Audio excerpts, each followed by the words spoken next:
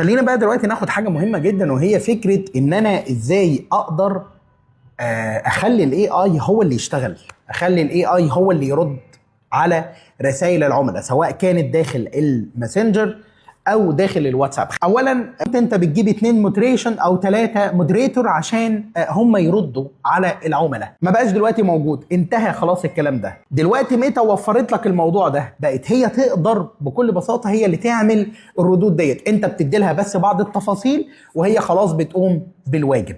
طيب الكلام ده بيتم ازاي؟ انت بتخش على الميتا بيزنس وبعد كده بتروح على الانبوكس، تمام؟ بتضغط عليها، هتلاقي في حاجه اسمها بزنس اي اي، هتبدا تضغط عليها بالشكل ده، هيدخلك الصفحه ديت. الصفحه هنا ديت طبعا بيقول لك ايه؟ بيقول لك ان انت دلوقتي تقدر تمتلك ايجنت كامله، وكاله بتشتغل معاك بالاي اي، هي الى الان مجانيه. طيب هعمل ايه؟ هروح اعمل ترايل. طيب هنا بقى بياخد البيزك انفو، بروح اضغط على تيرن اون اي اي ريسبونسز، بضغط عليها بالشكل ده. خلاص كده هو الاي اي هنا اللي هيبدا يرد.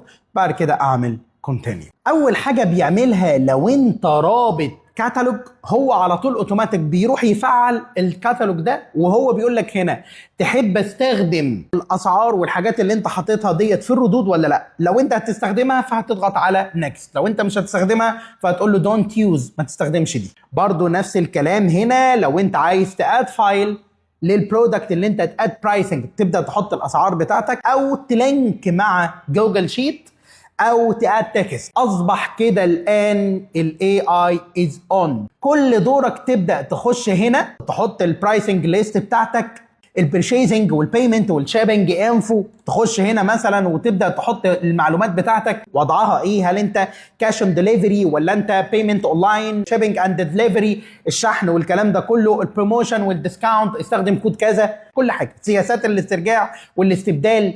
خلينا نجرب كده. السلام عليكم، ممكن اعرف تكلفه تصليح عربيه كيا، عايز اعمل لها سمكرة ودهان مثلا. ساعدني جدا مساعدتك في صيانه سيارتك الكيا وعادات، عشان اقدر اديك تقرير دقيق للتكلفه. محتاج اعرف من حضرتك موديل السياره وسنه الصنع، وكمان يفضل لو توصف المشكله وتبعت صور واضحه للسياره من 4 اتجاهات. ده بيساعدنا نفهم. انا لسه ما اديتلوش اي حاجه. طب هو جاب الاجابات دي منين؟ جاب الاجابات ديت من الاجابات السابقه على العملاء، فبدا هو يعمل اجابات من نفسه. حاجه في قمه الجمال يا جماعه، الموضوع جميل جدا.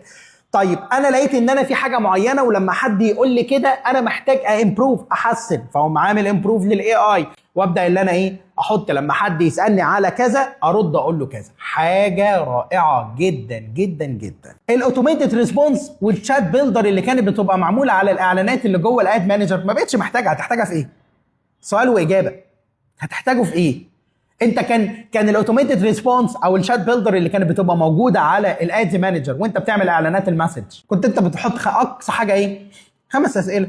استفيدوا بالموضوع ده قبل ما يبقى بفلوس.